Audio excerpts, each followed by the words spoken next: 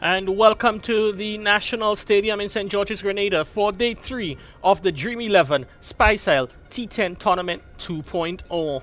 We had a delayed start as a result of overnight and early morning rain, but everything is set now. The rains have ceased, the outfield looks good, the pitch is dry, the toss has been administered, and we now set for the start of the match. We go right to the toss to find out what happened in the middle with the captains, and then we should have the first ball at the end of the toss. Welcome to the toss for the first game on day 3 of the Dream 11 Speyside T10 Tournament Season 2. Reminding you, we have 3 big games, the first of which involves Clove Challengers and Saffron Strikers. They'd have both tasted defeat in the last match, and I'm sure they would want to get it right for this match. I now hand over to the match referee, Mr. Carl Felix, and he has the 2 captains, Ronald Etienne and Ryan John, and he'll administer the toss. Right, this is the coin we're going to use. This is tail, this is head. We are home captain, you would spin. Brand new call. The call is for head. And it is ahead for the 5th toss in a row. It's ahead. Ryan John, Saffron has won the toss today. What's the decision of the Saffron Strikers? We have a bowl first. The first match was not what you would have expected in the tournament. Looking to work on things and get it better today? Yes, definitely. I mean, it was the first match playing as a team. I mean, we didn't really have too much preparations coming into the tournament, but hopefully that we get things going quickly and let's taste some success. You're right. It's fresh wicket we played on today. A lot of overnight rain and early rain this morning. Bowling first, what sort of effort are you looking for your bowlers today? Well, I think that we bowled well on the first game. We restricted the team on 100, so 100, sorry, just about 100. So we tried to get them under 100 today, and hopefully that we could bat and chase that runs today. All right, is there any changes in the lineup today compared to the last match? Yes, there is. Heron Campbell is in for Clint Chateau. All right, well, Ryan, we want to wish you and Saffron all the best of this match. Thank you very much. All right, now we're going to have a chat with the captain of Clove Challengers, Ronald Etienne. Ronald, you've lost the toss, been asked to bat. Something you'd have done similar? No, I think I would have done the same thing I've done. I would have bowled first. But having said that, at the end of the day, cricket will come to play. Somebody got to bat, somebody got to bowl. It's unfortunate that we the team going to be batting, but we're up for it.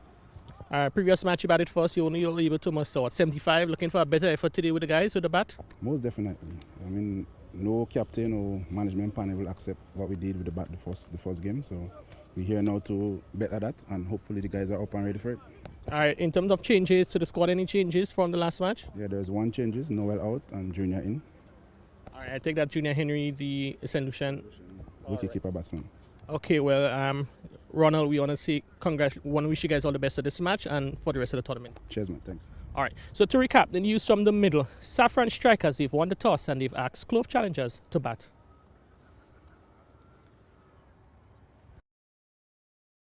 Saffron Strikers, a very important toss, based on the conditions at the moment.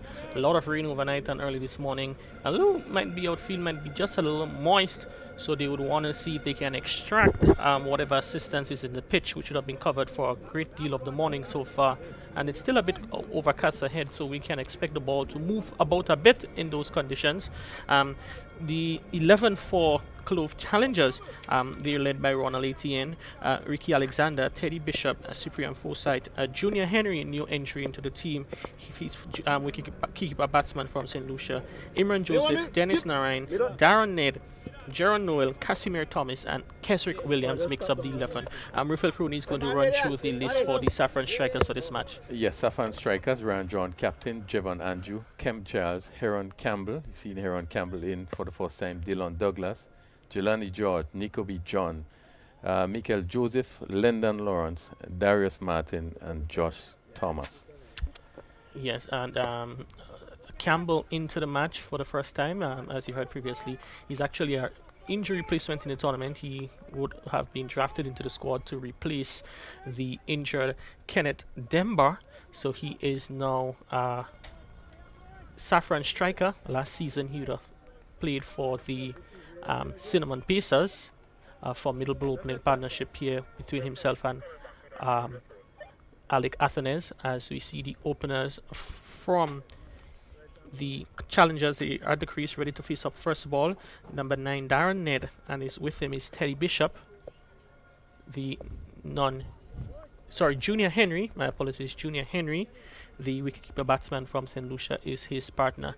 It's going to be, as the previous match, is going to be the off spin of Kem Charles coming around the wicket, looking to slant the ball across the left-hander with two fielders back for Ned. We see a wideish long off and a fielder down on the extra cover boundary.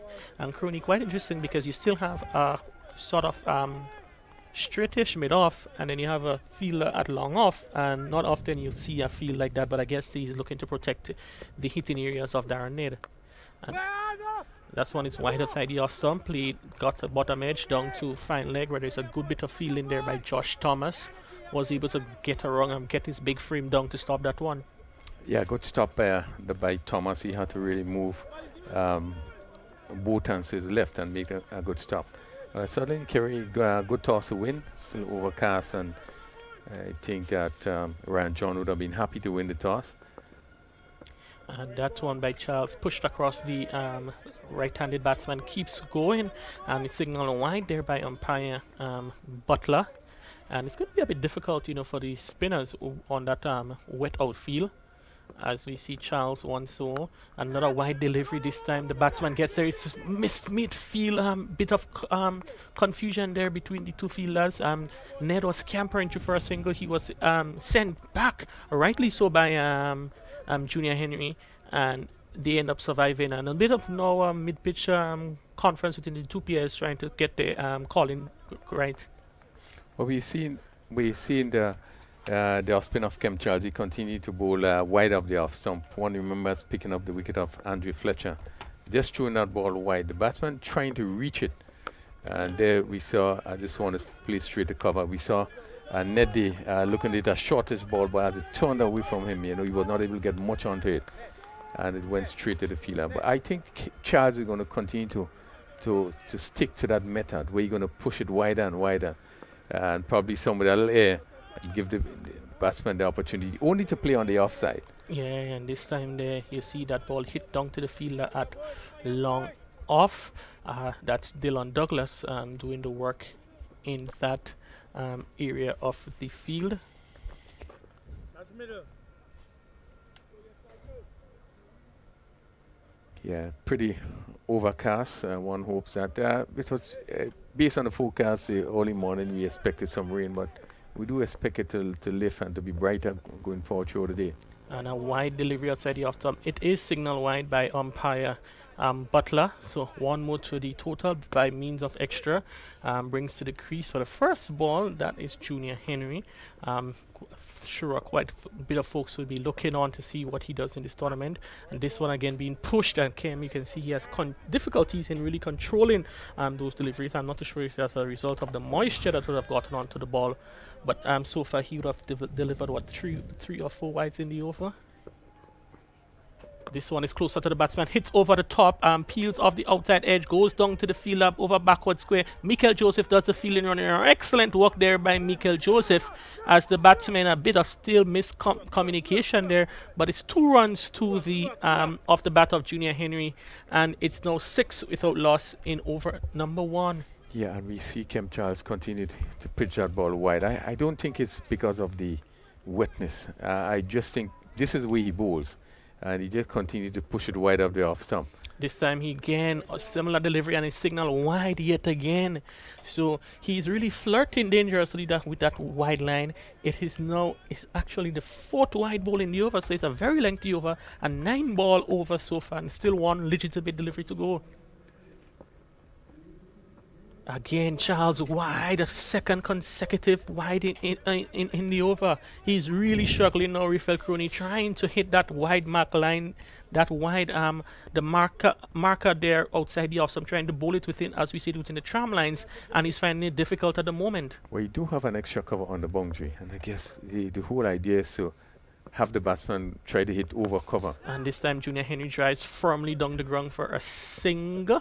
So that's 1 run to Henry. He retained strike at the start of the next over, and after a very lengthy first over, it's 10 without loss. Yeah, not a bad start for... So my apologies, it's 9 without loss after the first over. Not a bad start for Clove challengers. They haven't lost their first game, really would be looking to get a victory in this particular game.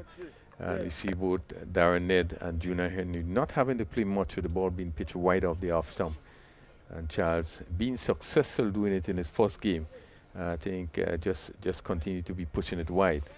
Yeah, and it's going to be it's going to be that's going to be Darius Martin, from a native of St. Vincent and Grenadines, who is here in Grenada with the Windwards Volcanoes, and he will be taking up the action from the Darbo end of the ground. We'll be bowling to Henry, who is on strike. As we can see, a field being set there for Henry. 2 fielders out in the power play. We have the fielder 1-man station on the deep backward square boundary, and a long leg in position, which indicates Crony with both mid on and mid off. He's going to be bowling probably back of a length. Yes, well, he does have the ability to bowl pretty quickly, and he extracted quite a bit of bunks on this pitch in the first game that he played, and I assume he'd want to probably just use the short ball every now and again. As we look at the offside field, it's really with a short third man backward point cover, extra cover, and a mid off. As Martin is in to bowl as predicted, short delivery sliding on the leg side. It is signaled wide by the umpire, and Junior Henry looking to latch on to that wayward delivery there from Martin is not able to make a connection, and he would feel that he missed out the opportunity there, because even though you have 2 fielders back on the leg side, there's a big gap between the fielder at fine leg and the fielder at square leg, and there's plenty of opportunities there to pick up runs in that area. Yes, I just had to touch it, and I think this big gap there it would have been difficult for the backward square and even the long leg to get across. And this time he pulls up the top edge of the bat, flies over wicketkeeper Lawrence into the boundary for 4. So the predicted line of bowling shot, it is what is delivered by Martin, and Henry gets a thin edge, flies over the keeper's head into the boundary for 4. And Lawrence, he'd have taken some good takes in the previous matches. He had no chance of holding on to that one. Yeah, not a bad delivery, not as short as as one expected. And we saw the batsman, Henry, looking to pull. I think it was much too full to actually play that shot, but he got a top edge, and it really flew over the keeper head. Again, it speaks of the piece that Martin is bowling with. Yeah, Martin once again for the 3rd time in the over. He's in, and this time he's shot. He comes back and pulls well through mid wicket for 4. Fine shot there from Junior Henry. That one sat up and he latched onto it, and before a fielder moved, the ball was over the ropes. Excellent shot there from Junior Henry. Yeah, good shot, and he really gave himself room and pulled it through mid on. The mid on is straight, and mid wicket just coming a bit straighter, but short throw was played in total control. Yeah, so 2 boundaries of consecutive deliveries there for Junior Henry of the Clove Challengers, really latching onto those short pitch deliveries from Martin, who is in once again to Henry. Another short rising delivery, this time taken awkwardly. Here comes Darren Ned scampering down for a single, sent back by his colleague. Ned. Sorry, that's Ned looking to get a single, and he rightly sent back there, but you can see Ned so far, he's quite anxious, to get those quick singles, and that one was a bit nasty one there taken by Junior Henry. Yes, important to look for the quick singles. Again, the judgment have to be right, and I think Darren Ned was just quickly off the mark, probably a little bit too fast, and Junior Henry doing the right thing to send him back, and he just got back. Yeah, he has to be mindful though, because there's still a little bit of moisture on the outfield, and he doesn't want to slide and slip and find himself stranded. Short and wide outside the off stump, looking for that cut over backward point.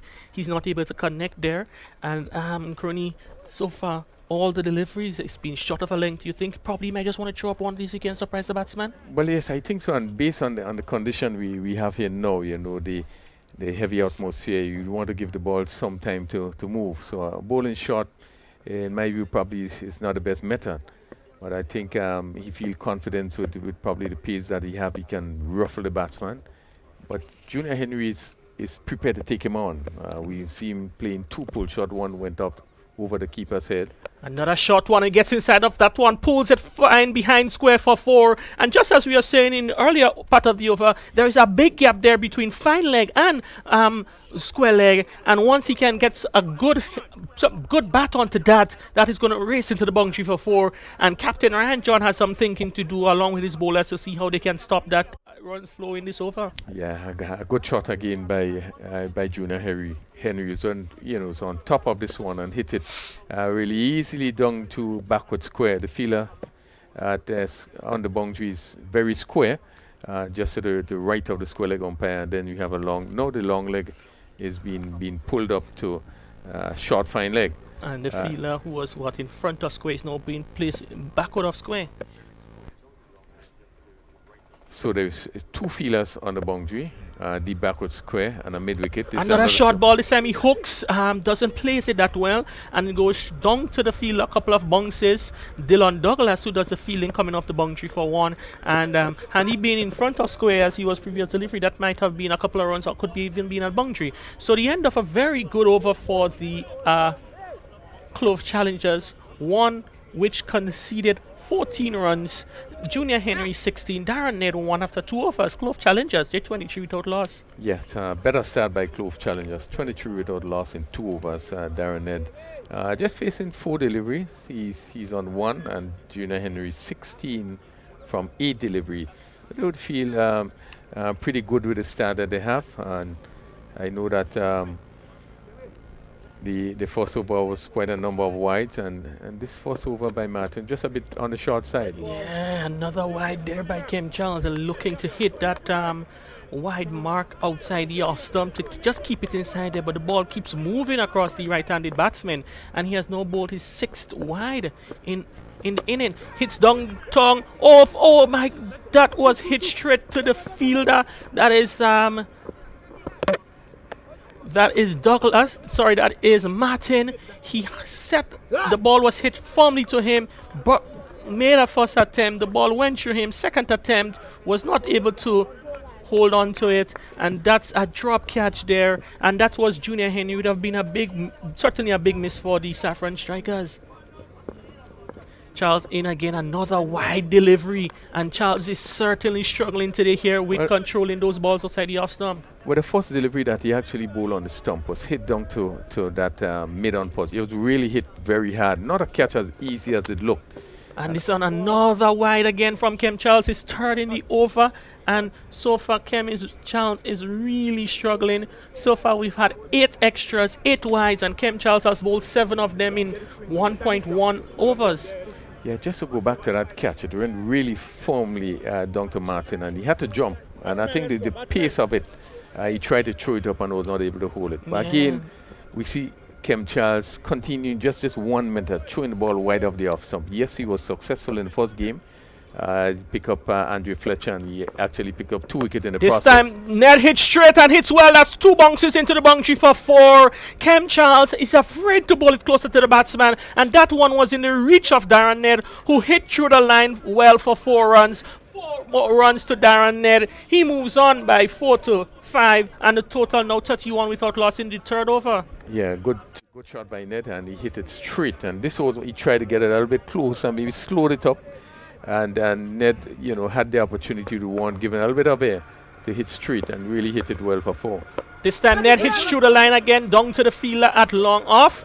That is Douglas, who does the fielding coming off the boundary. So 1 more run to Ned, and so far Crony, in what may be considered to be bowler-friendly conditions, Clove Challengers are certainly on top in the early goings.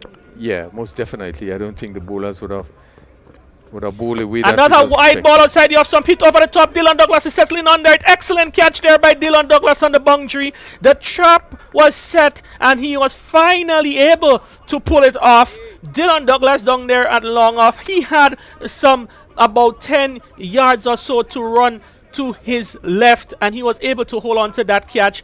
Big wicket goes Junior Henry. Excellent catch there by Dylan Douglas, and Henry goes for 17. Clove Challengers, they have lost their first wicket of Junior Henry, and brings to the crease now Teddy Bishop, the West Indies on a 19 star. Yeah, 32 for 1, and I think this is what Charles have been bowling, consistently bowling, just wide of the off stump. We see here that Henry had to reach for this one and try to hit it over long off, and was not able to clear the boundary. Was taking on the long off fence. But Kerry, look at the bowling of Kem Charles, and really he's given himself just one option to take wickets. And I think this is why he have been bowling so many wides. And as he slowed it up, you see the batsman is looking to hit, but the only area they can hit is through the offside or over cover, as the case may be. And with a long off being set, an extra cover on the boundary being set, he would think at any time he can be hit, as was done in the previous delivery. Kim Charles, this one again on the line of the stumps, a full toss over the field, that long off for 6. Very clean hit there by Darren Ned. The first 6 of the inning, and it was certainly a mixed bag over there from Kim Charles. Still one more ball to go, and that very good hit there from Kim Charles, from Darren Ned for 6. Yeah, full toss, give him the right treatment. Again, aiming for the offside, but I think Ned was really equal to this one and hit it cleanly over long on for another 6. All right, so it is now a single played down the ground to Douglas off the bat of Ned. So that's the end of the third over now. An over which conceded 17 runs. And very expensive stuff there from Kim Charles. 2 overs, no maiden, none for 21. 2 overs, 1 maiden, no maiden, 1 for 25.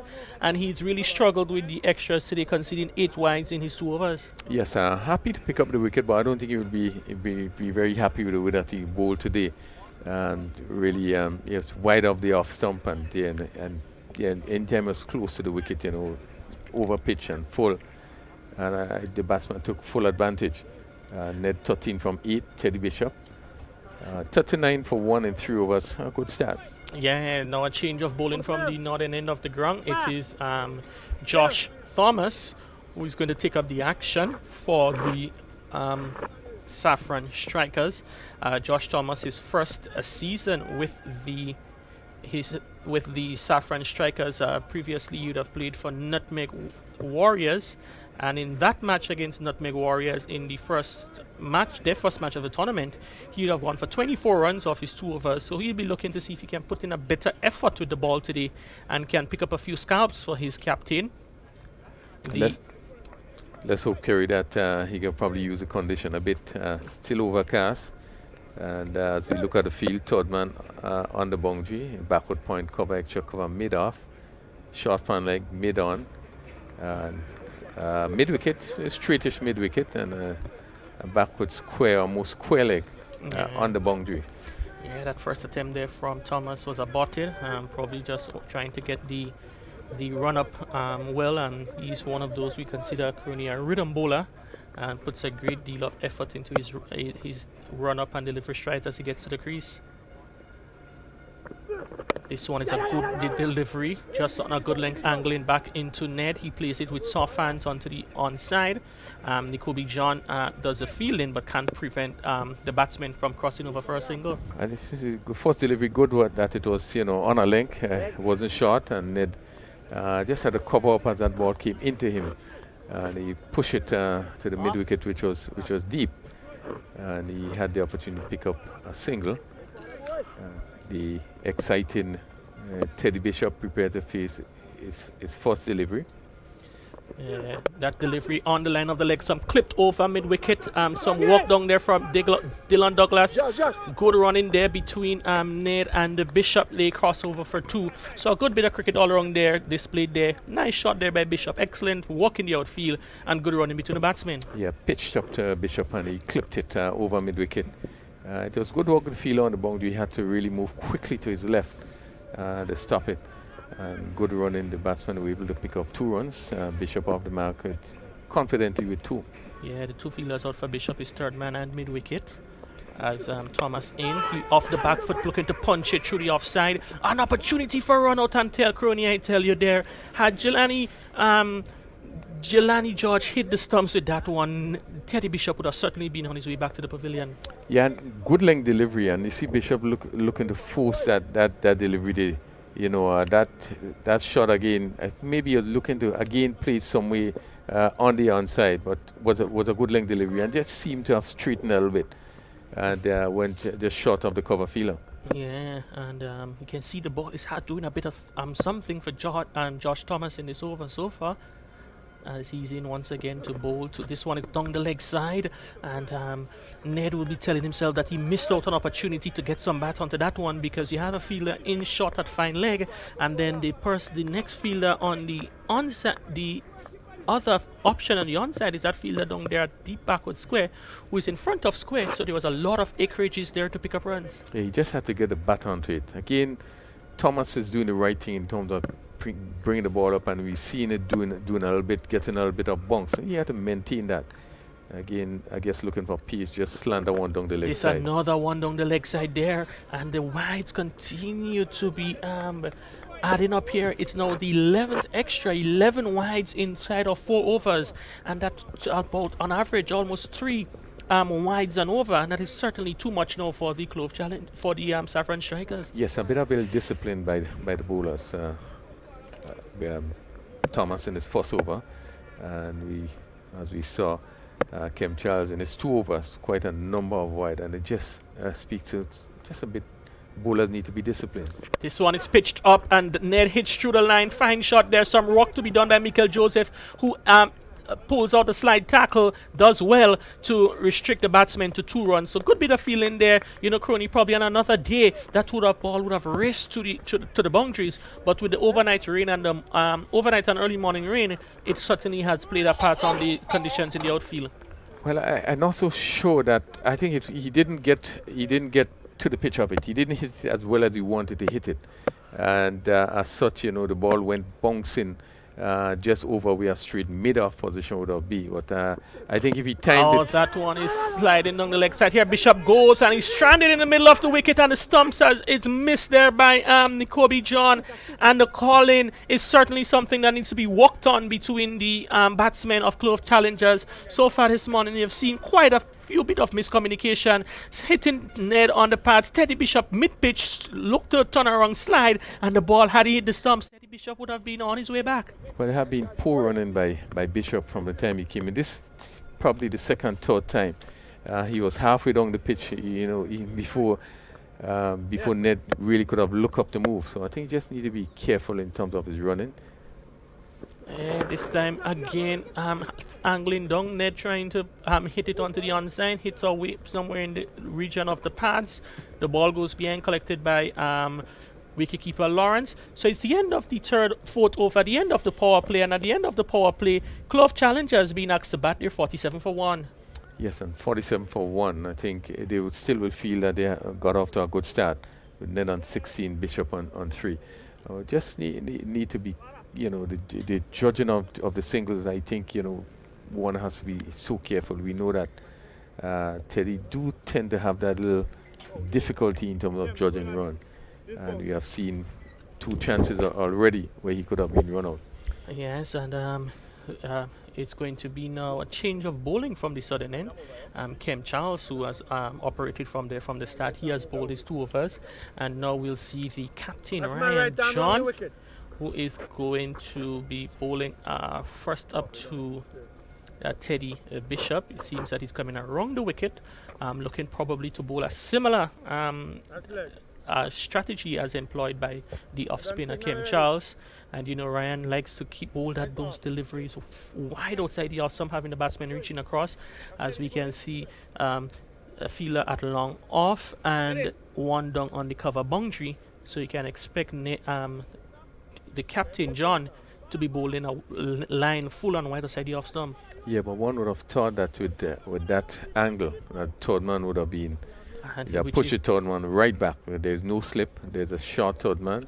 Yeah, you can see now the third man who was in Josh Thomas is being moved to a sort of backward point, and Nico Bijan is being brought finer to the third man position. Also fine is the fielder at fine leg, but I don't think fine leg and deep backward square might be in much action. Yeah, interestingly, you have a deep mid wicket on the boundary and a long on the boundary. And that one is driven off the outer portion of the bat down to Josh Thomas, stationed there in deep backward point for a single. So Teddy Bishop goes off strike, brings on strike, and Darren Ned 16, and Ned would have considered himself to have missed out in the last game, would have played a post shot on Bismuth, and I'm sure he'd want to make amends for that in this match. But he's one of the players who would have done very well in the last tournament. And for the year, he has already had 3 centuries. So he's one of the very players that is prolific. in some form and would want to really take the opportunity to do well here. And this time, good shot there by Ned, pushed down the ground. Douglas, who is in long up, comes off the boundary, and he's been asked to send it in with some urgency by the captain. So one more run to Ned, and he has sort of reinvented himself in recent years. We know he always had batting talent, since through the age group level, but he has certainly given a new sense of focus and concentration towards his batting. Yes, I think what would have, as he hit the scene, really would have been his fast bowling first up. That would have impacted and been noticed by cricketers That one in the hits region. over the top, an opportunity there for Douglas running around. He's not able to get to it. Ball bounced a couple of times before it reached him, and the batsman go over for 2. Direct hit from no, it's not a direct hit, but a good throw there from Douglas in the deep. Can prevent the batsman from crossing over for 2, but you can see the batsman, they're looking to make an effort to run those runs quickly. Yeah, full toss bowled by John Day. And Bishop, again, looking for power. We know that he's a player that times the ball really well. But again, looking to probably clear the mid-off region. Was not able to do so. Just bounced over the extra cover. And he was able to come back for 2 runs. That one is looking to go towards mid-wicket. Comes out the outer portion of a bat down to Kim Charles on the deep cover boundary. So 1 run to the batsmen, and challengers, they're 52 for 1. The 50 would have come up in the course of the over. So a good start from Clove challengers. Despite being sent into bat, they would think that they're well placed, and it's now the foundation is set for some of the more explosive batsmen in the back end of the inning, the likes of Ronald Etienne and Imran Joseph to come in. So this 2 pair will be looking to see if they can take it further. Both of them can hit the ball far and long. Another single, slower ball there from John.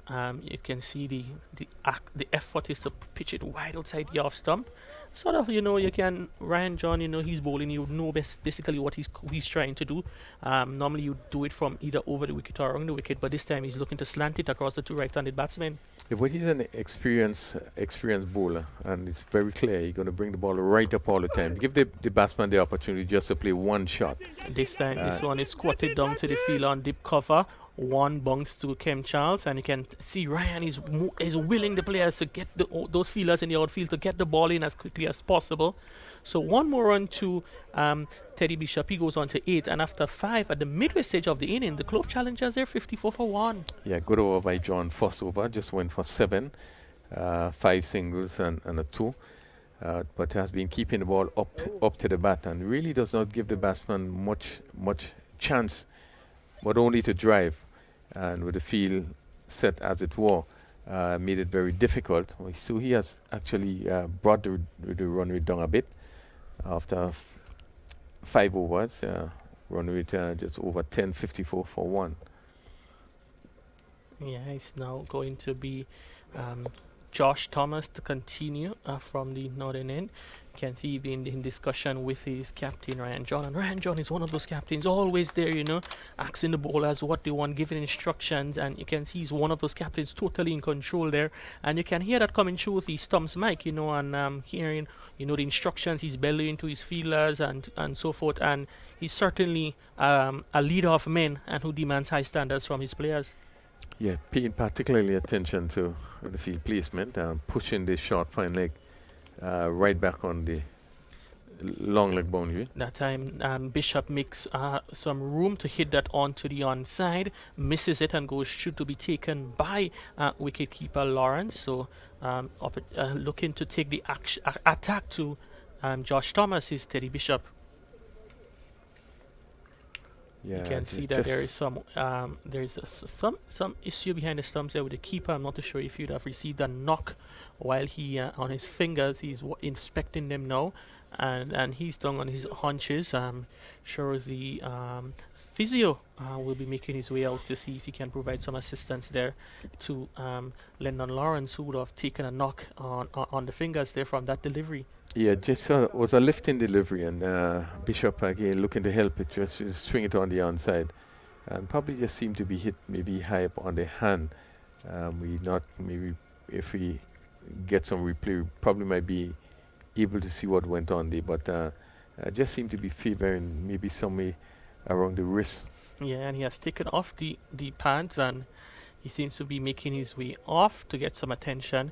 Javon Andrew, another keeper in the team, will be taking over the duties of keeper, and that's sort of the luxuries the Saffron Strikers have. They have multiple keepers, so if one happens to the main keeper, something happens to the main keeper, they don't have a problem in handing over the gloves to the next in line. Yeah, and it's so important in this short version of 10-10. You don't want to waste much time there, so it's good that they have an extra keeper who could just take over right away. He's walking off, just does not seem to be in too much of a discomfort, but just holding the hands a bit. And Andrew just taking over the gloves. It's 54 for 1. We are in the 6th over. Dream 11 Spice held T10, match number 5, Clove Challengers versus Saffron Strikers. You can see Physio doing some mending to one of the batsmen, the fielders on the field on his way out. That's Dylan Douglas. And he heads back to into position as Lawrence makes his way off. Outside there, still a bit overcast. Yes. And one would think that it's a really nice condition for the seam bowlers, both John and Thomas, to be able to use the atmosphere. And this one is a good length delivery, hiked towards the onside mid wicket. Douglas does the fielding, rushes off the boundary, rifles in a return to the keeper Andrew. So 1 run to Bishop. You can certainly see that the boundaries, they've dried up in the last couple of overs, and Bishop and Ned, they're looking to break the shackles. So far, Clove Saffron Strikers, they have clawed their way back nicely into the match. The run rate is now just at 10.31 runs per over, and they'll be looking to see if they can further stifle the boundary scoring opportunities of the batsmen. A full pitch delivery, looking to walk it on the onside, and gets on their edge, bobbles behind the stumps, where the keeper Andrew runs in to do the fielding. However, the batsman had enough sufficient time to cross over for 1. Yeah, it's very difficult to do anything with a Yorker. When you bring the ball right up, it makes it so difficult to score. And we see both batsmen looking for big shots. Bishop in the previous delivery looking for big shots, but it still was not able to get much into it as it went down to a wide mid wicket.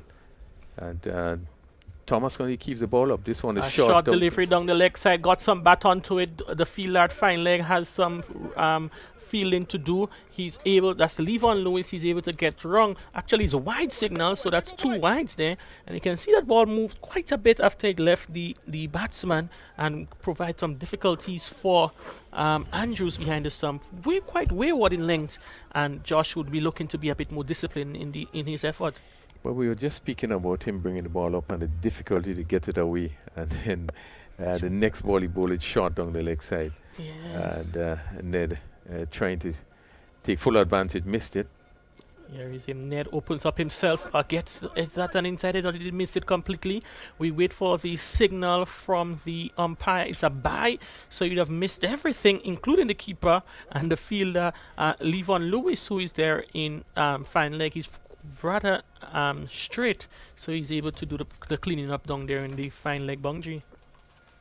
So Ned again looking for the big shot, and missing that delivery, and the ball not being collected by the keeper. Is it a situation he's looking to hit the ball too hard and not watching it closely enough? I think many a times it's too much power instead of timing. You get into the right position, it's going to be very easy. And that one is hit over the top. Fine shot there from Teddy Bishop. He just laced into that full delivery, opened up his stance a bit over the long off area, and you can see, Crony, that one was all timing rather than power. Yeah, lovely. It was over pitch, and then again you still saw that they were looking for a lot of power, but he was able to get enough onto it to hit it over an extra cover, long off position, wide long off, and it went for 6. But just going back to the point in terms of, sometimes they look for too much power and not timing. If you get into a position, many a times you don't have to look for too much power, but just to stroke the ball. Bishop makes some room and drills that back, and it's stopped there by partially stopped by Josh Thomas in his follow through. As you can see, he's feeling the effects of that full that delivery blasted back towards him. The batsman, the crossover, got his hands down, hit probably on the top hat of the palm, and Crony, that sort of lash can be quite painful. Yeah, I think really one can counter the chance it went back to him, but really I think he more or less trying to get out of the way and to just to stop it. Yeah, as we can see, he's mentioning for some assistance of the field. Josh Thomas, the end of his second over, none for 18. In the context of the match, you'd have, it's a better performance than the previous match when you went 2 for 24, now 2 for 18. And just a few deliveries you'd have bowled wayward, but really a decent performance today from Josh Thomas. Yeah, but 66 for 1 after 6 overs. The Clove challengers can see that they have a pretty good start, and the next 4 overs they really would want to step it up. Just 1 wicket down, and both players, both Darren Ned and Teddy Bishop, these are players that really have the ability to hit the ball very long. Yeah, so it's going to be another emergency field man is on the pack. Now we'll see Clint Chateau. He's on for Josh Thomas. Dylan Douglas, the new bowler. Bishop looks to hit down the ground. The fielder, that is Darius Martin, made a few exploratory steps, but the ball didn't reach him there. And Bishop, looking to clear that area, was not able to time it as well as he would have liked. Yeah, again, power and not really get close enough to the delivery. Douglas once more, and this time a shorter delivery in length. Ned is able to line that one up and muscle it over long off. He got the desired result of that delivery, and 6 runs to Darren Ned. He moves on by 6 to a short delivery out, sat up, and it acts to be hit. Darren Ned moves on by 6 to 25, and the Clove challengers is 73 for 1. Yeah, good shot, bad short delivery, and he picked it up well and hit it over long on with all ease. Another short delivery on the line of the leg. Some help over the field at fine leg for 6. So they are losing the plot now. Saffron strikers. Back-to-back 6s of Darren Ned. One was shot and sat up outside the off stump. That one shot sliding on the leg side and just helped on its way over fine leg for 6. Yeah, 2 bad delivery and really was given the right treatment. This one hit over a backward square and very easily for another 6. And Darren Ned quickly moves to 31, 18 deliveries. Just so the run rate is now back up over 12 runs and over 12.15 the current run rate. Partnership, it has moved on quickly to 47 between Ned and Bishop. And again, Ned a short delivery, and that's 3 consecutive 6s in a row. The ground staff, who is in a sort of forward of square position, they had to go scampering there. And Dylan Douglas, he is being taken to the cleaners now by Darren Ned. 3 consecutive 6s of 3 short pitch deliveries. And all very good shots. He got into position and picked it up and lifted it over mid-wicket. And it went sailing for another 6. Good batting by Ned. The Douglas 19 or 4 balls. This one is wide outside the off stump. It is signal wide. So Douglas has bowled 4 deliveries and he's went for 20 runs. As we would say in local cricket, he's looking to hide that one. He's in once again, and then hits straight down the ground. The fielder Ryan John gets wrong, does a fielding. So 1 more run to Ned. He moves on by 1 to 38 and brings Teddy Bishop into strike. Yeah, really have been a good over for Clove challengers. 3 6s. Final delivery already, 21 run in the over, and the reverse sweep pulled out, missed. He probably hit on the pad, goes behind to be fielded. Made a misfield there by Chateau in fine leg, cleaned up by Nicoby John. The batsman, they cross over for 2 leg byes. So a very expensive over, one which conceded 23 runs, and the Clove challengers, they're motoring along after 7 overs. They're 89 for 1. Yeah, and a shot that is really advised over pitch delivery. Really should have been hit straight. And Bishop looking to play the reverse sweep. Yeah, And just coming off the bat and he picking up 2 leg by. I But think sometimes your judgment and your shot selection it's a really bit is so important. yeah, I think that one was a premeditated shot. I think he'd have had that in the back of his mind to play long before the ball was bowled. And as you said, it's not a full delivery. And had he played through the line, he could have gotten maximum results for his shot. But instead, he found himself in an awkward position. And luckily for his team, he was able to survive and they picked up 2 leg byes. So 89 for 7, Crony, 3 overs to go. And I think now they will be looking to see how many they can add on to that and compound the misery of Saffron strikers. We see Lawrence, he is back on the field. Andrew will retain duties with the gloves. Lawrence is going to be finding himself in the position of a shot. Actually, he's going to be third man right back on the boundary. And Ryan John is ringing the changes. We see Dylan Darius Martin, who was down there in third man, is now being asked to take up duties in long off. So he had quite a bit the length of the field to run to take up his new position. And Ryan John will be looking to see if he can effect a breakthrough and stem the run flow that in the last 2 overs. Right now, Clove Challenge has 12.71, Crony. Continuing down that rate will get them, another 36 runs and will get them close to 130, 125? Well, it has been a good batting display by Clove Challengers. When we look at the condition and so forth, 89 for 1 in 7 overs, they would feel very happy with the stay there, Advances down to Ryan John, hits down to Kem Charles, who does the fielding, rushing off the long on boundary, brings Teddy Bishop into strike. Darren Ned, 39 of 21, 4 sixes and 1 4, scoring at a rate of 185.71.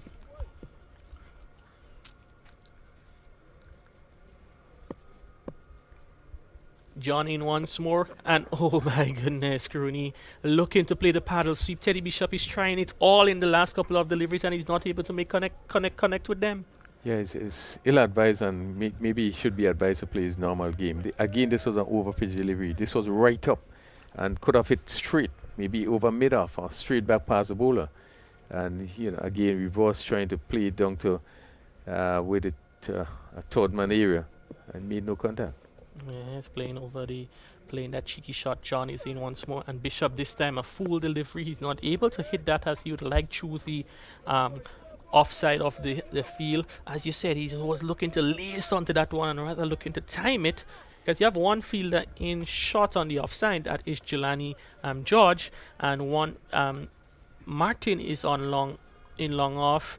We have, I can't make out who's that fielder down there at the cover boundary, but there's quite a bit of acreage on the offside that he can find to pick up runs. Well, he just needed to get closer to the delivery, and he would have got bat on it. John in once again. This time he gets closer, hits it down too long on, where he's not able to time it as well. And oh my, Ryan John has committed the cardinal sin and no ball. And with 4 fielders in, it had to be for overstepping. Yes, overstepping again, but he's doing the right thing and trying to bring it right up, sometimes wide off the off stump. But again, he continues. His first over went for 7, and he's want to keep it as quiet as possible. Just limit the option of the batsman. Ned opens up his stance and hits it through the offside. The free hit, Michael Joseph runs in off the cover boundary and does the fielding. So there was not much to pay for overstepping. Just 1 run conceded off the free hit. Yeah, and he continued to bowl well. He continued to keep the ball right up to the bat, make it very, very difficult for the batsman to get under it. And Ned could have only pushed it to cover and pick up another run. But it has been good bowling by Ryan John. John is in once again to Ned and hit straight. Kem Charles has some running to fielding to do. He's able to get a run. Good direct hit. How is that? And he goes! Teddy Bishop. What sort of dismissal. Very casual in his running. Rifle throw there from Kem Charles. Ryan John just removed the bails, and Teddy Bishop was struggling to get back in after being sent back from a second run. But maybe good for us to get a look at that replay. It has been really, really poor cricket by He Bishop. watched the ball came into the hands, and at the last moment trying to ground his bat, and umpire John Mack was in a perfect position to see that he was shot off his crease. Really poor cricket by Bishop there. It's amazing to see how sometimes you you lapse in so much concentration. He actually stood up. He actually stood I up. think he froze. He was just watching the ball into the hands of the bowler, and then realized, hey, I have to get back into my crease. So the new batter now is going to be the captain, Ronald Etienne. He has a minimum of 2 overs and 1 delivery left in the inning, and he would be looking to see if they can give the final impetus to the innings to see if they can get up to around 110, 115 mark.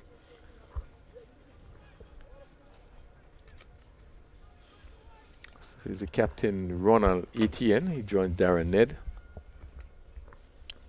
with just 2 overs and 1 ball remaining. Ned, a delivery drill back to the bowler. Run out, missed opportunity there by Ryan John. You can say, Kearney, he was on the beach and he missed the sea, and that was, oh my goodness, he would not be wanting to look at that replay. And the batsmen, they did cross over for a single off the overthrow. Etienne went scampering and looking to go back, and he hauled it at the stumps, and he missed it. Well, I think he was a little bit surprised to see Etienne so close to him at Yes. the middle of the pitch. Not expecting them with the ball just bouncing back. But I and think they too, really if you look at the turned up. replay, you can see probably just before he was able to send the ball towards the stump, his hand and Etienne bat would have got entangled together. Yeah. So that would have contributed, and I'm sure Ryan would have said that's the reason why I was not able to find my target. So it's the end of 8 overs and 95 for 2. Darren Ned is on 41. And with him is Ronald Etienne, who is yet to score, and we will now see the final over to be bowled. Not the final over from the spell from Darius Martin. His first over went for 14, reminding you that he was hit for 3 consecutive 4s or 3 4s in his earlier over, and he'll be looking to make amends now in the second over as the well-set Darren Ned looking to get his team up to over 115. Yeah, so the feel for Martin as he comes from that sudden end, short third man, a backward point on the cover, mid-off. You have sweeper on the offside, short fine leg, mid-wicket, a deep backward square and a long on the boundary. Just bringing the short third man a little bit wider. But Ned is really going to try to do all he can to get as much runs in this over as possible. This one is full and hit, opened up him stance, hit down the ground to Dylan Douglas, who's going to settle under it and take the catch. Good catch there by Dylan Douglas. Actually, that's Ryan John, the captain. He was able to get a run from mid-on to take a very easy catch. And that's the end of Darren Ned for a well-placed 41. It was a final 2 overs. They had a lot of wickets in the bank, and I think they're looking to go for broke now in the last 2 overs. It's a good delivery, it was a slower delivery by Martin, and I think Ned was too early into the shot and was only able to get it down to long off, and John having to come in and took a rather simple catch. But a good inning, Ned would have played and really hit the ball well. Yeah, that brings now to the crease number 17, Imran Joseph.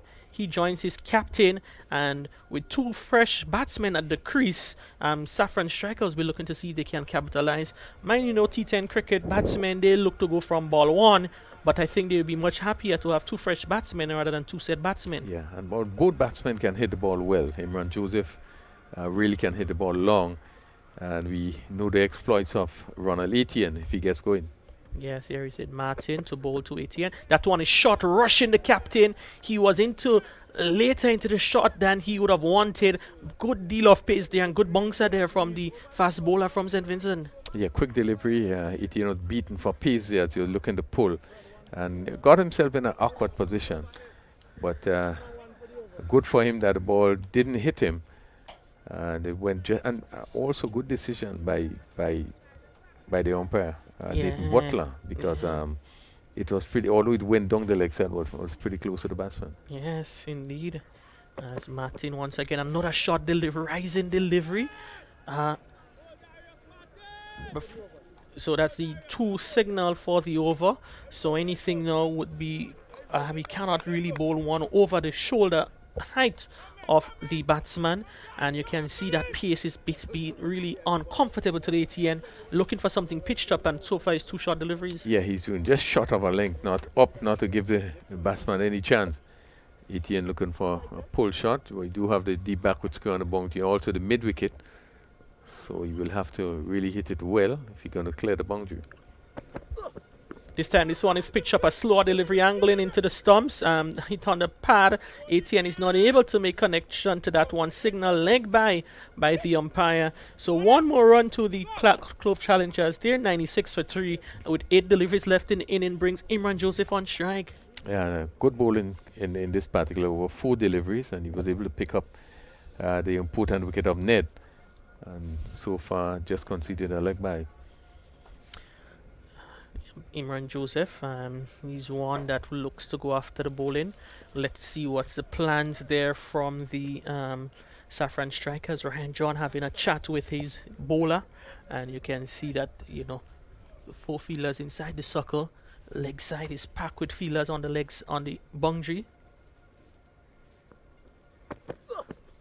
Joseph gives himself some room, looking to gives himself some room, looking to hit over the offside. He's not able to connect. He's being called through by the captain Ronald Etienne for a bye, and for a moment there you can find that the ball was stuck in the hand of the keeper trying to release it, and at the end of it gave a tame underarm throw towards the stump. Yeah, a little bit of comedy there, but it was a bye well taken. I think it was good thinking on the part of ATN to come through for that bye.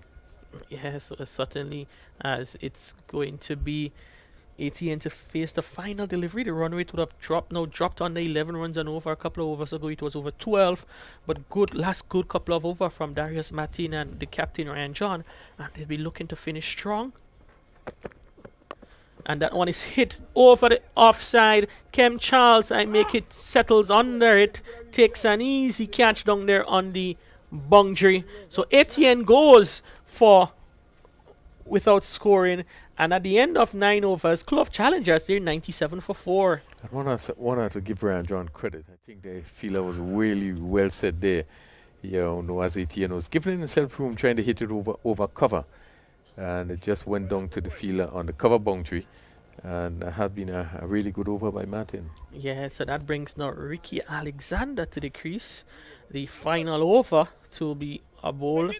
Alexander, previous match he would have batted out number 3, and because of the change in the battle lineup now finds himself coming in at number 6. And the one thing about the Clove Challengers, they certainly have a long batting lineup this year, with the likes of still in the hut Cyprian Forsyth, Casimir Thomas, Jaron Noel, who all are no rabbits with the bat.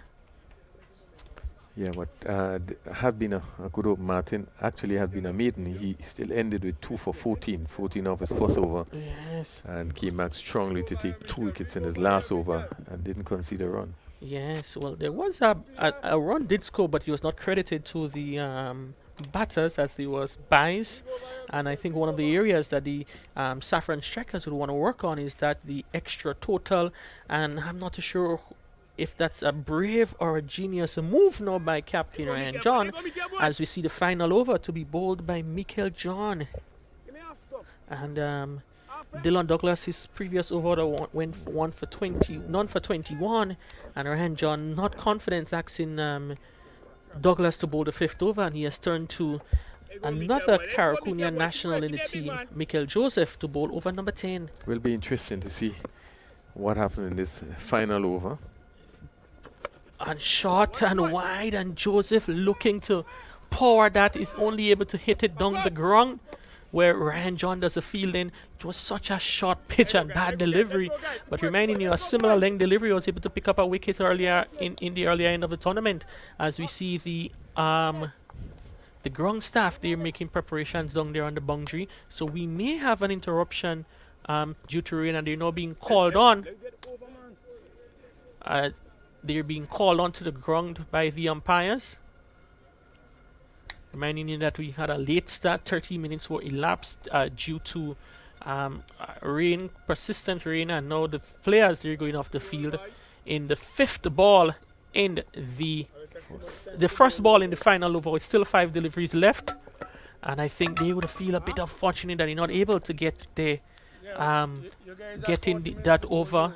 54 minutes gone now.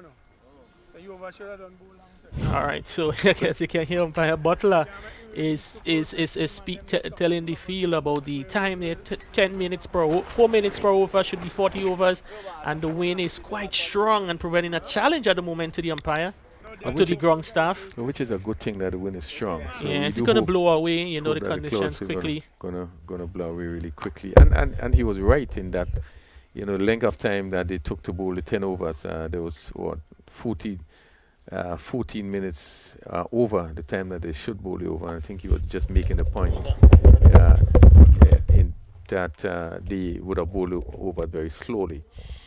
So the news is the wicket is now being covered. We had 9.1 over being bowled. Clove challengers were asked to bat first, and 98 for 4. Saffron strikers winning the toss. After probably a late start due to some early morning showers, and late night and early morning showers, and the covers have just been called on. They not being fully covered as we continue to look at the conditions. Still gloomy, still overcast, maybe getting a little bit of sprinkling. And they at 98 for 4 in 9.1 over, one will think that that probably will conclude the Clove Challengers inning. But we await the decision of the umpires as we about to probably take a break now. Just to let you know, Darren Ned, he was caught by John Bull Martin. He scored 41 and been the top scorer. Junior Henry started well and he went for 17. Teddy Bishop went for 19. ATN no score. Imran Joseph 1 not out, and Ricky Alexander not out. They scored 98 for 4 after 9.1 over. Clove Challengers have been asked to bat. So until we have more news for you, we're going to take a short break and hope that you will rejoin us. We will have play soon, and you will rejoin us.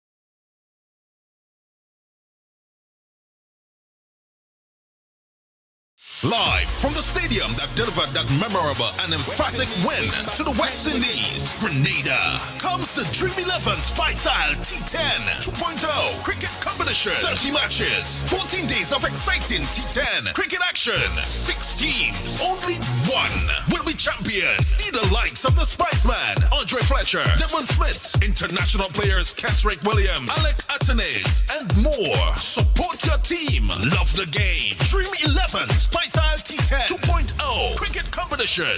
April 5th to the 18th. Grenada National Stadium. Pure Spice of the Caribbean. Imagine having the home of your dreams. Imagine investing in that piece of property you can call your own. Imagine finally doing that home improvement project you've always been thinking about. It's time to stop imagining and start doing. Let the GUT Credit Union help you take the first step with fantastic rates, affordable repayments, and reduced legal fees. Make the move. Get better terms on your mortgage. Use your home equity to make those dreams a reality. Act now. There's really no place like home. GUT Credit Union. It's where you belong. Have you ever seen a jab cooking oil down and Tanya log in the same pot? Neither have we until now, but we guarantee there is a whole lot more amazing things to see on your next trip to Grenada. And if you encourage someone to book an adventure to our island paradise, then you can be one of the winners of special prizes compliments the 473 Connect program by the Grenada Tourism Authority. Sign up at experts.puregrenada.com/473connect.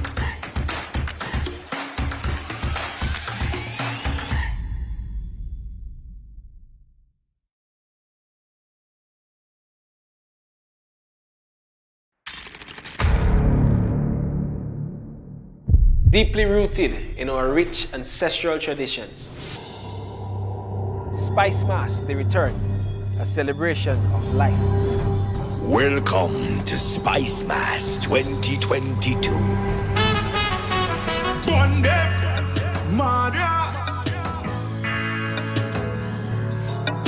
Reviving the spirit of our ancestors through our traditional mass. Jab, the unique celebration of freedom, drenched in black. Feel the power. The rejuvenating sound of pan.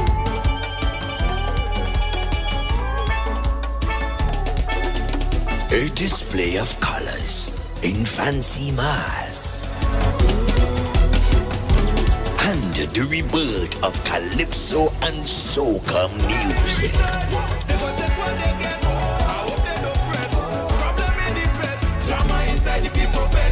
The biggest and safest summer festival in the region. August 8th and 9th. Let's go to Grenada for Spice Mass. Call your booking agents and get your tickets today.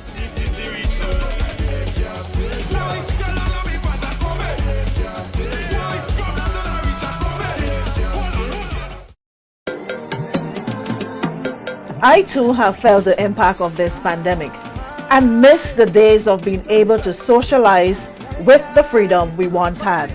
But it is in these times that we must come together to fight as one people through getting vaccinated and doing what's right. I am Aruna Neptune and I am fully vaccinated. Play your part. Keep yourselves, your loved ones, and your community protected. Spice Mass, here we come. It's our time again.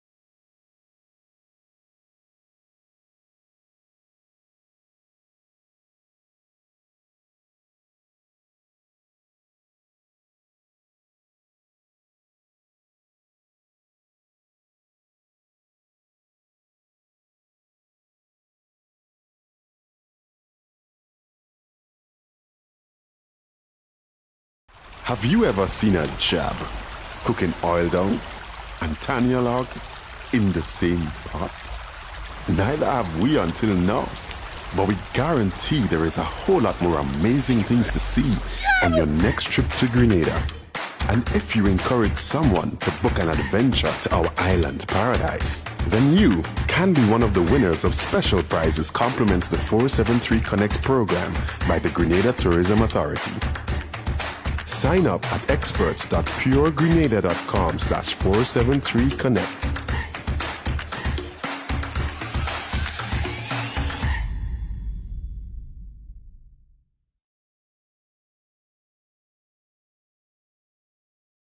Live from the stadium that delivered that memorable and emphatic win to the West Indies, Grenada, comes the Dream 11 Spice Isle T10 2.0 cricket competition. 30 matches, 14 days of exciting T10 cricket action. 6 teams, only one will be champions. See the likes of the Spiceman, Andre Fletcher, Devon Smith, international players Kesrick Williams, Alec Atenes, and more. Support your team. Love the game. Dream 11 Spice Isle T10 2.0 cricket competition.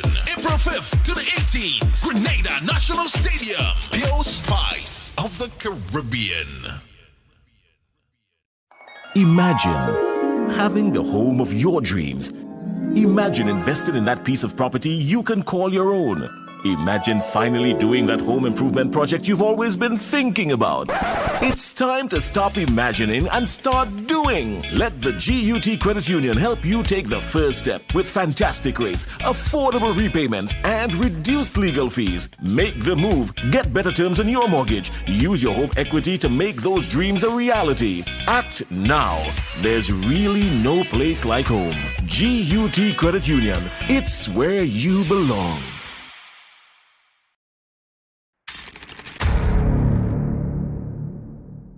Deeply rooted in our rich ancestral traditions. Spice Mass, the return, a celebration of life. Welcome to Spice Mass 2022.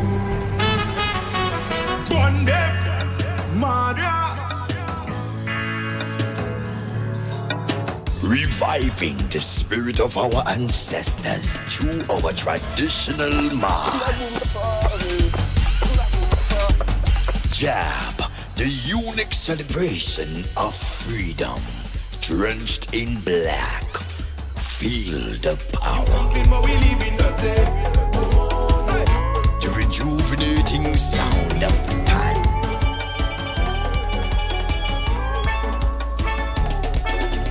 A display of colors in fancy mass. And the rebirth of calypso and soca music.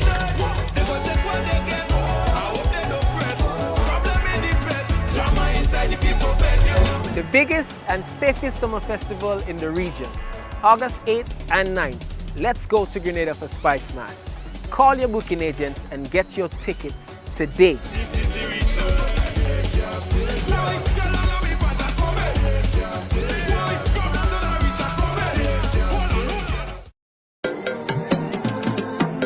I too have felt the impact of this pandemic and miss the days of being able to socialize with the freedom we once had. But it is in these times that we must come together to fight as one people through getting vaccinated and doing what's right. I am Aruna Neptune and I am fully vaccinated. Play your part. Keep yourselves, your loved ones, and your community protected. Spice Mass. Here we come. It's our time again.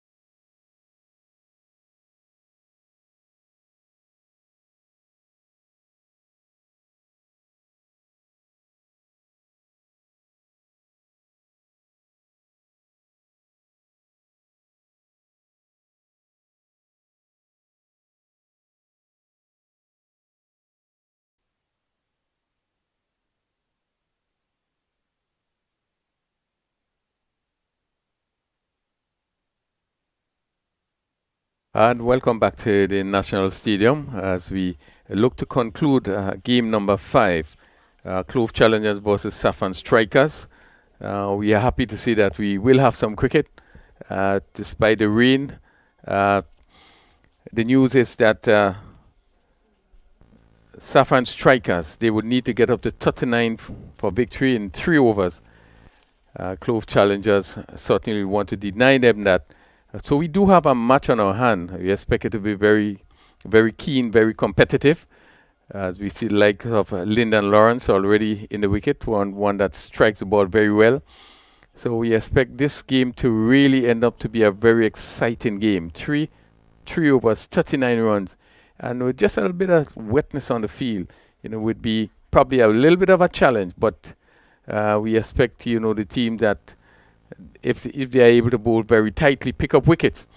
With the likes of Ronald Etienne, he won that, and it seems he will be opening the bowling from that southern end. We have Keswick Williams also is on that team, so we do expect really a keen contest. As we see the third umpire just coming off the field, Roger Davis, Dayton Butler, who would be at the bowler's end. Etienne taking a lot of care in setting his field. Just to remind you that Clove Challengers got 98 for 4 in 9.1 over when the rains came, and we were off the field for quite a while. It was not heavy rain consistently, but the drizzle that have been coming made it almost difficult to uncover the wicket. But we are happy with the conditions that we have here, because even though we had that rain, as soon as the cover has been taken off, play was called. So we are about to begin. Douglas is going to face first delivery from Etienne. Again, he's pushing it in, and it was played back along the wicket. And for Etienne, short third man, backward point cover, extra cover mid-off on the offside. And he's bowling left arm around the wicket. This one is pulled. Let's see where it goes. Down to deep backward square. The fielder on the mid-wicket boundary had to run to his right as Douglas was looking to clear the boundary. They pick up 2 in the process. The right-handed Lyndon Lawrence comes in to strike. And he's swinging this one just over the backward square. Again, the same direction. They're going to run close to the boundary. They're going to pick up 2 more runs. So Lawrence there looking to clear the boundary. 2 fielders outside. There's a long on, and there's a mid-wicket on the boundary. So that backward square, they just have to be in the circle. I think on both occasions, the batsmen were able to clear that fielder. Still overcast. The Saffron Strikers need to get up to 39 in 4 overs. Etienne in his first over. And he's looking to swing, hit on the pad. And again, they're going to amble a leg by. Etienne, Ronald Etienne, the captain of Clove Challengers. As you see the teams for the second game today, just doing a bit of warm-up. And this one is hit and hit well. Let's go over long on for 6. Good shot by Etienne, just by Lawrence rather, picking this one up and hitting it over long on. And the fielder just had to trot back. It really was a good shot. Getting under this one and clearing the long on fence for 6.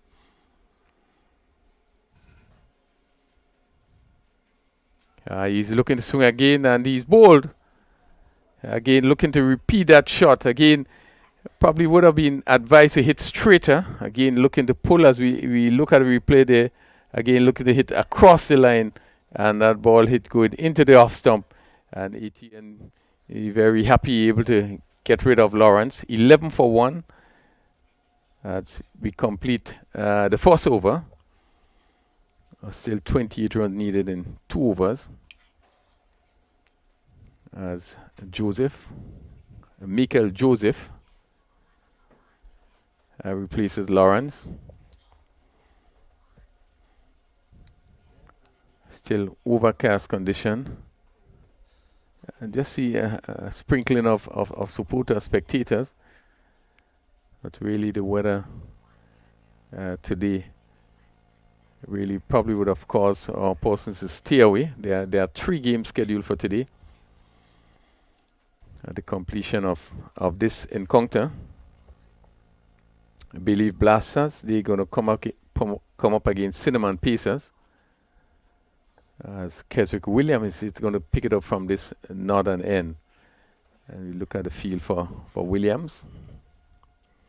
We have Teddy Bishop at long off. Joseph at long on. As we see T10 really trying to make sure that all his fielders are in position. Pretty 5-4 field. Third man on the boundary, backward point, cover on the boundary, extra cover, and a long off on the offside. Short, fine length, backward square, just to the right of the umpire. Mid wicket on the boundary, and also a long on. This one comes off the edge as going for the big swing there is Douglas, and it goes down to the fielder on the third man boundary. Pick up another single. Takes his score on to 6. He has faced 5 deliveries so far is Douglas. And Joseph is going to face his first delivery. Joseph, who had done very well in the tournament last year, really hits the ball well. And Saffron strikers will be hoping that really would be able to put on a sort of performance that will bring them close to that score. A wide and also a bye taken. That was good thinking by Douglas. So that's 2 from that over. It's 14 for 1. Required 25 more runs from 11 deliveries. So the right-handed Douglas going to face Keswick Williams. Full toss hit in the air. Someone is going to get under this one as he's looking for the big hit. Let's see. Third man is dropped in. Third man as that ball. Douglas really looking to hit it somewhere over mid-wicket. It went high in the air. And the fielder coming around at third man got both hands to it and was not able to hold on. It really didn't get hold of it as we look at the replay, and it's a slower delivery. And we know Keswick Williams is used to that. And let's see the fielder really just getting both hands to it and was not able to hold on. 16 for 1. Another full delivery that was hit straight down to long on Joseph. Quickly around and get the throw in back rather quickly. So another single to Douglas. Saffron striker 17 for 1. The second over, remember, and they still need 22 from 9 deliveries. To Keswick Williams. Conceded 6 runs so far. We still have 3 deliveries to bowl. So Michael Joseph going to face his first delivery.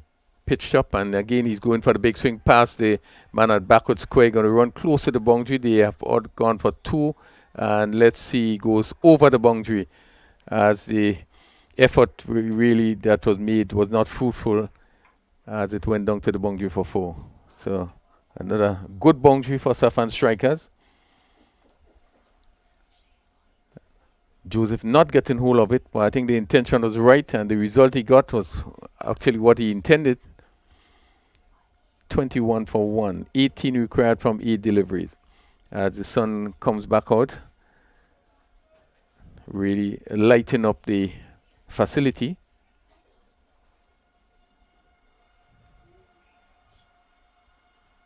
Short delivery from Williams. Went to the short fine leg. Well, there'll be a run out.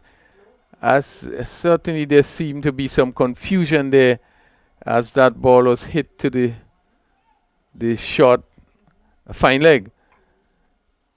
And really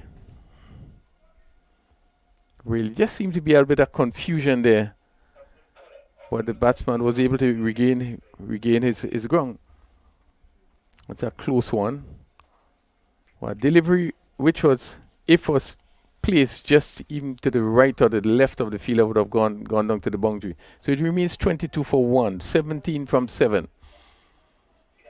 Williams, with all his experience. This one is driven to the fielder on the cover boundary, and one more run as the second over is completed. It's 23 for 1, and in the final over, we still need some 16 runs in the final over. Joseph on 5 and Douglas on 10. As the sun shines brightly, still a bit overcast, but the sun is certainly shining much brighter than it did this morning. So we're going to see the final over. Strikers need to get up to 39 in 3 overs. Game is shortened. Duckworth Lewis, and that's due to the rain this morning. So who's going to pick it up from that? ATN. ATN is going to bowl the final over, and again he's paying really attention and putting his feelers in the right position. Well, we need really some big hitting, maybe to clear the boundary, and maybe on 2 occasions if they're going to get up to that score. ATN. And he's looking to swing this one. Comes off the edge, goes down to the boundary for 4. Again, looking for the big swing, and it really came off the edge. And the fielder, third man, Thomas, was wide. And it went down to the boundary for 4. Good start to the final over. 27 for 1. We down to 12 from 5. So it's a game that can still go anywhere. Now he's pushing the third man right back on the boundary. There's a backward point. There is a cover. There's extra cover. And we see now the long off. There's a long off. And he goes right back on the boundary. And this one, he's swinging this one high and hard. Where does this go? Over the backward square for 6. Lovely shot there by Joseph.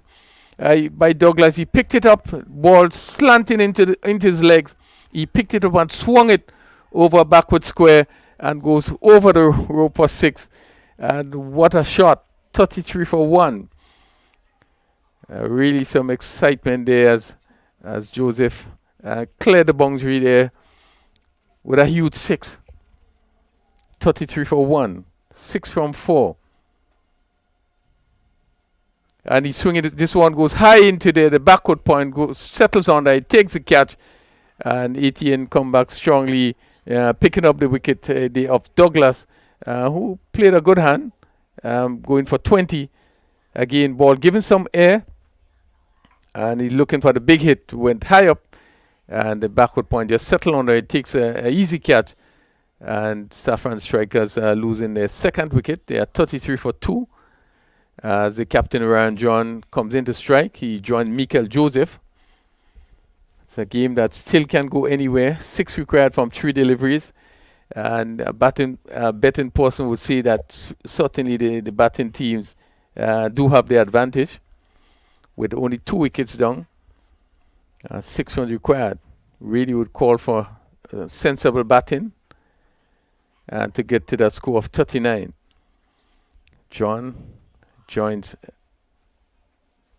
Michael Joseph. As we look at the field, again the short third man, backward point, there's a cover on the boundary, cover. Long off is going right back, long on, mid wicket on the boundary.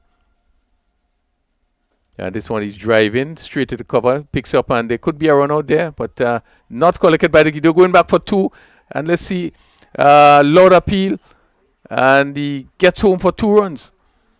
Again, good work by the runners. I think this one was hit to cover, just dropped 1 bounce, and both batsmen really scampered to pick up 2 runs, and Joseph goes to 7. It's 35 for 2.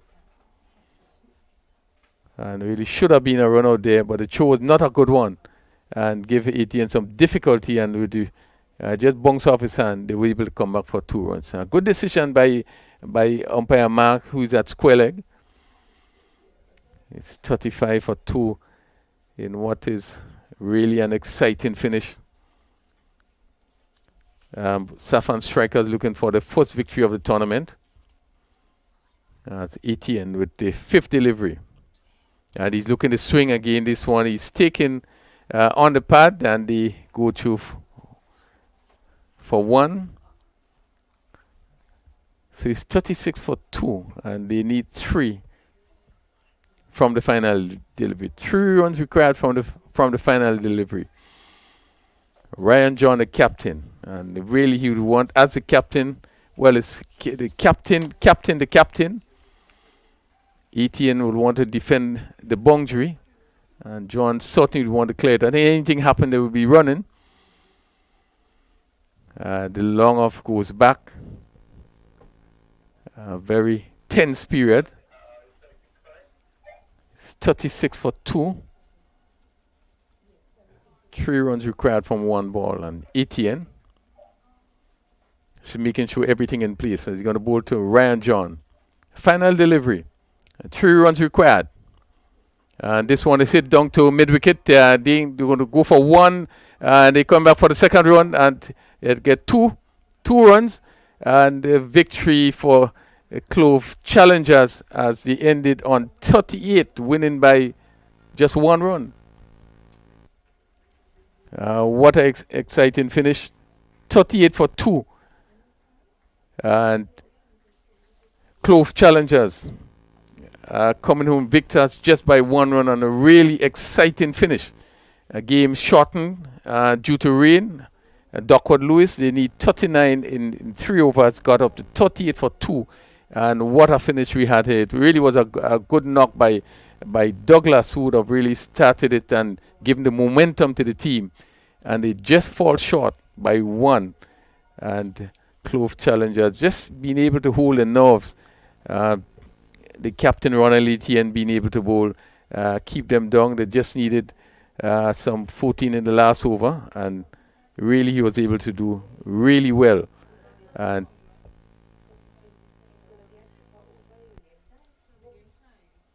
so we're just trying to verify the score. 38 for 2.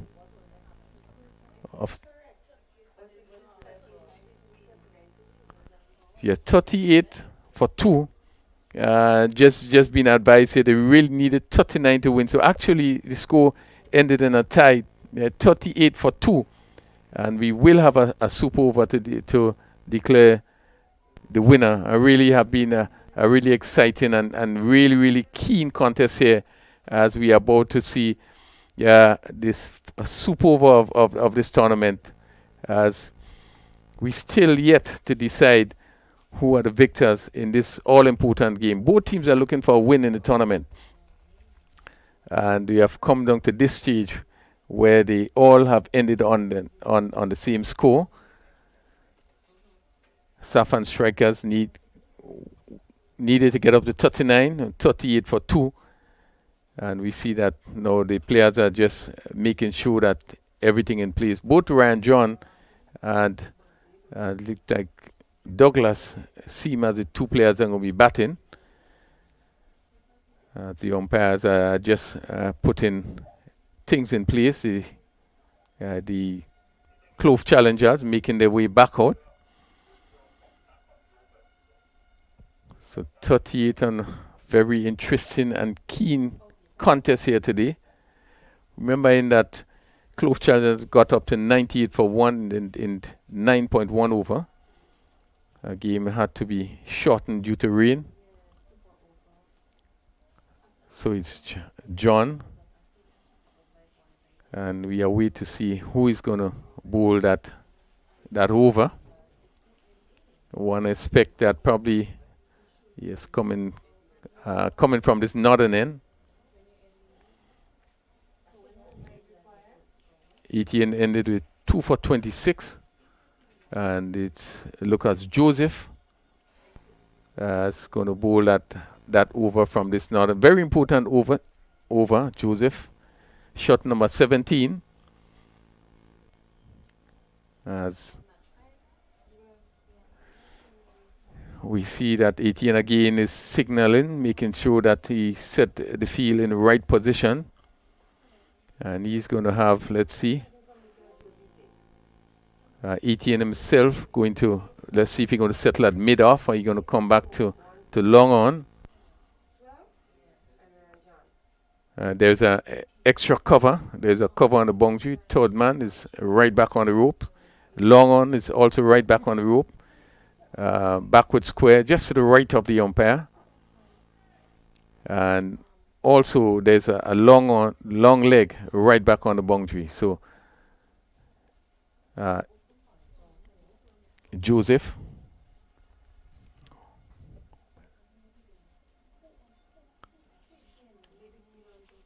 Imran Joseph going to pick up the attack. He's just trying to make sure it seems as Douglas as Joseph, and he's up with the first ball in this power play. In this first over, hit high in the air. Someone is going to get on that. The keeper is settling on that, drops the catch, and they come back for 2 runs. What a bad miss! As that ball went high into the air, he's looking to pull there, and it came down, and the keeper not really getting a glove to it. As we're going to look at the replay here, that ball went high in the air, and let's see, the keeper had really a lot of time to get to it, and really hardly got to it, and the batsman picked up 2 runs in the process. So it's 2 without loss. As Joseph, Imran Joseph, right arm fast. He's would be disappointed with that miss. First wicket. Douglas 2. And he's looking to swing again. This one comes off the body, and they're going to amble a single. So it's leg by signal by umpire Marks. It's 3 without loss. 2 deliveries being bowled. The captain Ryan John comes in to strike.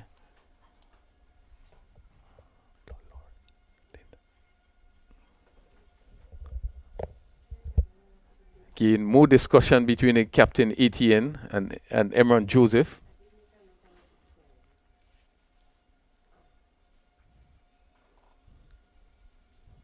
It's 3 without loss, and just 1 over was power play. Etienne at mid-off. There's extra cover in Ned. Cover. Backward point. Joseph. Pitch up. Lifted. Lovely shot over long on for 6. What a beautiful shot by John there. Ball pitched up, over pitched. And with all the ease in the world, he came forward and lifted it nicely over long on and picked up what a beautiful shot for 6. So it's 9. Brian John, who does have the ability to hit the ball long and far, and the ease in which he did it, he did not try to overhit it or try to go across it, but hit straight, and it really sailed over long on for 6. Good shot. It's 9. We still have 3 deliveries to go, so we do have a match on our hands. First super over. Disappointment there by the captain Etienne. So Joseph, as he continues over the wicket. Bishop, who is at long on, really just had to look at this one sail over and away from him. Short delivery, swing down to backward square, down to mid wicket. The fielder comes off the boundary, and they're looking for 2, and they will get 2. As it chose not a good one, and the keeper had to move back And the batsman were able to pick up 2 more, so that's 11. John is on 8. Still have 2 deliveries to go. And what a super over. 11 without loss. And Joseph look a little bit disappointed, and as he turns, a very quiet period, still overcast. The mid-wicket on the boundary just going a little bit to his left. Short delivery outside the off stump. They looking to take a bye. Yes, they take a bye. As that ball was short lifting outside the off stump. And by no signal by the umpire. So it's 12 with 1 delivery to go. Joseph on 8. And Douglas on 2. The final delivery of the super over.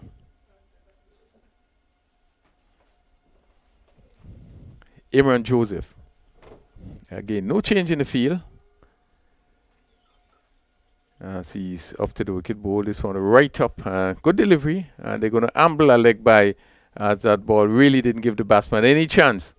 He really zeroed in onto his legs. He picked up a leg by, and the Saffron strikers ended a super over 13. So Clove challengers will need to get 14 and 6 deliveries for victory. And certainly an interesting encounter. Exciting finish is expected. As we see the likes, one would think the likes of Darren Ned and probably Ronald Etienne probably can be the two that's open the batting. We see Ned running off rather quickly. Well, they will have to get up to 14 for victory. And really we expect a really exciting finish. As we see Saffron strikers are really anxious, ready to get onto the field. Remembering that the Clove challengers were asked to bat first this morning. This 98 for 4 and the 9.1 over. Then we had the rain, and we were off for quite a while. It was reduced to 3 overs, and in that 3 overs, Saffron strikers needed to get up to 39 for victory. And they actually got to 38, which was a tie, and had to go into the super over. And in that super over, Saffron strikers batting first as the last team to batted first and scored 39, scored 13 in that super over. And we now have Clove challengers who will try to get onto 14 for victory. Ryan John did play a very good inning in that super over, hit a lovely 6 over a long on, and enabled his team to get up to 13 for victory. So Saffron strikers are on the boundary, just getting ready to go onto the field. While we look to our far right and we see that Bailey Blaster, they are now preparing themselves. This will be the second encounter. Probably will start a little bit late, but Bailey Blaster, they're going to come up against Cinnamon Pacers. Bailey Blasters so far played 2 games. They win 1 and lost 1. Cinnamon Pacers, they also played 1 game, which they lost. So really even the second encounter would be an exciting one. As we see the Saffron strikers now making their way onto the field. One would think that super over will be bowled by Ryan John. As I welcome Kerry, who was to the microphone. 14 required for victory. And we do expect, Kerry, that it will be a pretty keen contest. Yeah, it's 14 runs in the super over. You know, anything is possible. And Ryan John would feel that, you know, he can defend that. You know, Ryan bowling, you know what is expected or what is to come. he's going to be looking to stack the offside field and bowl that full line on the marker of outside the off stump. Yeah, that's his style. He's going to look to bring the ball right up to the batsman. And again, when you do that, you basically give the batsman only one option. Not to bowl short, not have volley, but you give them one option to drive. And as we look at the field set, he has the long off in place. We have a extra cover on the boundary, right back. Now you also have a long off, extra cover on the boundary.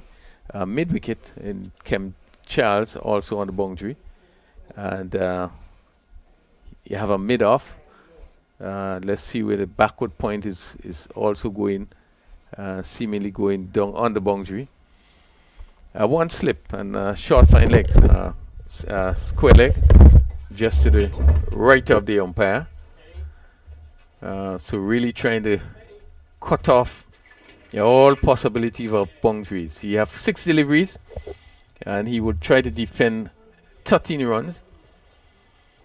As we see Ronald Etienne and Darren Ned.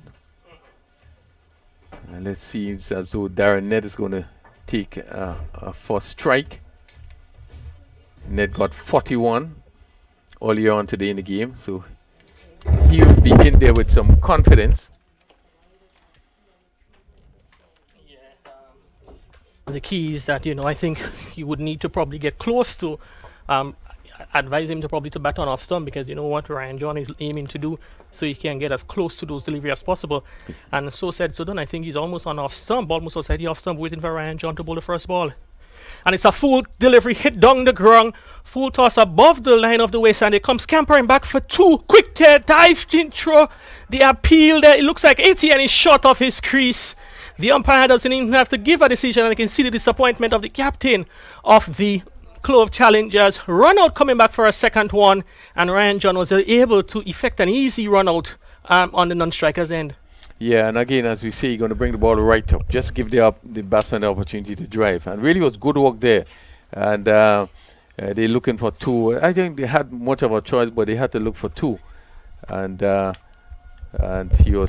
Etienne was found short of his ground. Yeah, so that's good feeling there from Dylan Douglas coming off the long on boundary to rifle in a return to Ryan John right over the stumps, bring to the crease Imran Joseph. So 41 runs scored. Remind you that they need 14 for victory, require another 13 runs of 5 balls. They have already lost the first wicket. They can't afford to lose a second one, so they need to face that 5 deliveries and score the 14 runs. There is no other batsman left in the hut. Yes, you're so correct. They cannot afford to lose another wicket. But with John bowling and his method of bowling here, probably makes it really, really difficult unless he probably just over pitch a bit or down the leg side, makes it really difficult. It's the second ball. Ryan John, another full delivery, clipped off the legs on to mid wicket. Kem Charles has some feeling to do, running around to his right. The batsman, they crossed over for 2. So that one was a full delivery on the line of the stumps, clipped down to mid wicket, and 2 runs there to Challengers, 2 runs off the bat of Darren Ned. So they're 3 for 1. They require another 11 runs off 4 deliveries. Yes, and Ryan John doing the right thing to bowl it full.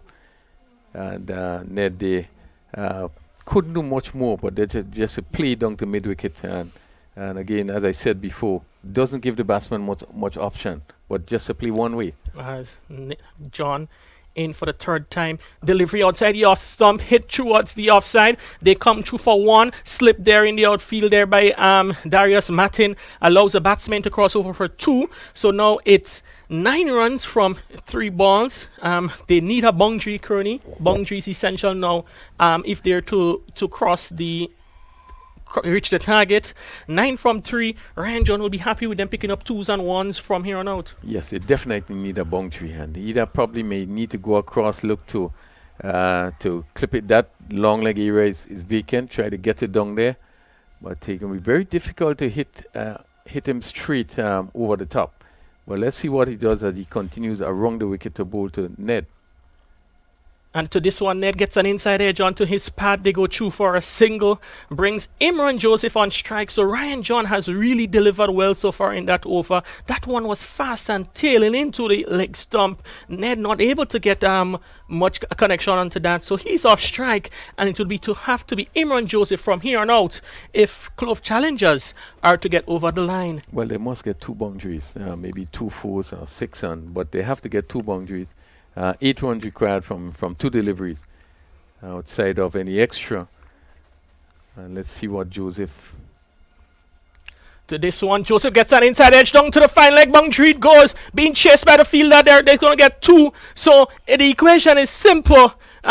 Josh Thomas is able to recover on a sluggish outfield to retrieve the ball from going into the fine leg boundary for 4. So they now need simple equation: 1 ball, 6 runs to win. Yeah, really have been a good over so far by John. Really haven't given nothing much away. Everything has been right up. And Joseph there really couldn't get under this one. The hit anyway just comes off the edge and go down to final ball. And Imran Joseph's looking for the big hit over the mid-wicket long on area. He's able to get an inside edge on a full delivery onto his pad. And that's the end of the match. A hard-fought victory there for the Saffron Strikers. They had to win it via the super over, and they were able to do so, winning by 5 runs in the super over. Good victory there for Saffron Strikers. They are off the mark in terms of wins in this tournament, and they'll be feeling very good about their performance today, knowing it was one seriously affected by the weather. Yes, and really it's an over that really have been well bowled by Ryan John. Showed all his experience and continued to keep the ball up, even down to the last deliveries, right up to the bat. And both batsmen had really difficulty in getting it away. And they will be happy that they came off with a very good victory. But really, that last over has been well bowled by Ryan John. Yeah, excellent stuff there as the fielders, the teams, they congratulate each other, greet each other at the end of the match. A hard-fought victory there for the Clove challengers, Crony, and the Saffron Strikers of the Clove challengers. Saffron Strikers winning by 4 runs in the super over. And it's a match, Crony, I think we can take a lot out of. Challengers, you can see the Clove challengers, they had a better output today with the bat. Could have been a bit slower towards the latter part of the innings, but I think they would have found some batsmen. Ned would have gotten some runs, and they would feel good. They'll feel relatively good with their batting performance. Could have been better, but I think 3 runs, 39 overs. It was really big hitting, and I think the Saffron Strikers just had enough power in their batting lineup to take the match to a super over. Yeah, but I think Clove Challenge will be very disappointed. The fact that they wasn't able to get victory here. 39, the 3 overs for 39 runs. One felt, that they had this sort of bowlers that would have been able to reduce that, to keep it very tight. ETN was very expensive here. I think his 2 overs cost 26 runs. This is not like ETN. And as such, I think they will be disappointed. The fact that, they were able to allow the Saffron Strikers to get up to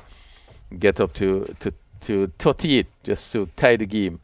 And then we see the bowling of Ryan John. I think it was an excellent over that he bowled and really created pressure. The run out of ETN didn't help. And as such, they actually run away with that game. And they must be pleased that Saffron Strikers to come home with a victory, because it really looked at one time as though Clove Challengers were really in front and would have taken control of the game. So we have at the end of game number 5. Saffron Strikers versus Clove Challengers. And Saffron Strikers winning that game on the super over. And they scored 13, and then their 6 deliveries, and the Clove Challengers were not able to get up to that score, and only ended at 8, and quite a convincing victory at the end in the super over. And Saffron Striker now is now on the board in terms of points. So Clove Challengers certainly will have to do some more work as we prepare for the second encounter for today. Bailey Blasters, they're going to come up against Cinnamon Pacers. And before this, we probably may just take a little break and then hopefully rejoin you in the next few minutes.